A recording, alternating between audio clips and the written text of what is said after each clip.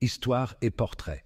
Bonjour à tous. Aujourd'hui, je vous présente une histoire captivante en provenance d'Afrique de l'Ouest. Il s'agit d'Issa Kaou Ndjim, une figure politique bien connue au Mali, récemment arrêtée à Bamako.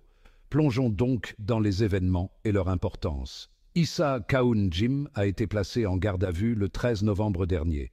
Son délit? Avoir critiqué les autorités militaires du Burkina Faso lors d'une émission télévisée. Vous avez bien entendu, des propos graves qui ont conduit à son interpellation.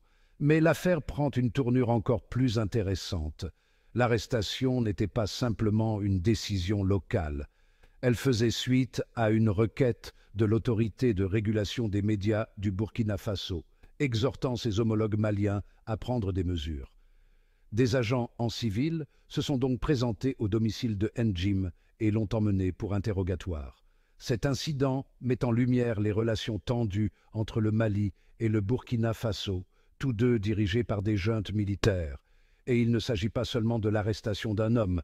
Cela révèle un problème plus large, la répression de la presse dans ces pays. Ces derniers temps, le Mali et le Burkina Faso ont tous deux sévi contre la liberté des médias. Des médias étrangers ont été suspendus, des émissions interrompues et des journalistes réduits au silence ou emprisonnés.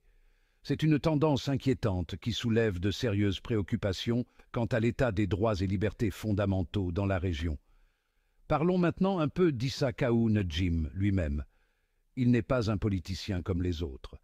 Au départ, il soutenait le colonel Assimi Goïta, chef de la junte malienne. Mais les choses ont changé lorsque Ndjim a commencé à plaider pour un retour rapide à un régime civil.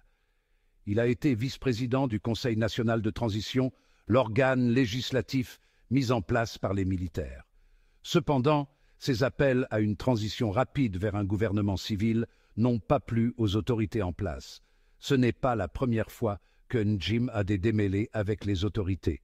En décembre 2021, il a été condamné à une peine de prison avec sursis pour des propos subversifs tenus sur les réseaux sociaux. Il a également été démis de ses fonctions au sein du Conseil national de transition et a fait l'objet de restrictions de déplacement. L'histoire de Ndjim est un puissant rappel des risques encourus par ceux qui osent s'élever contre les régimes autoritaires. Elle souligne également la lutte permanente pour la liberté d'expression et les droits de l'homme au Mali et au Burkina Faso. Alors, que pouvons-nous retenir de tout cela? L'arrestation d'Issa Kaou Ndjim ne concerne pas seulement le destin d'un seul homme. Il s'agit de la lutte plus large pour la démocratie, la liberté de la presse et les droits de l'homme en Afrique de l'Ouest. Et c'est une histoire qui mérite notre attention. Merci d'avoir regardé. N'oubliez pas d'aimer, de partager et de vous abonner pour d'autres histoires comme celle-ci. Restez informés, restez engagés et à bientôt pour la prochaine vidéo.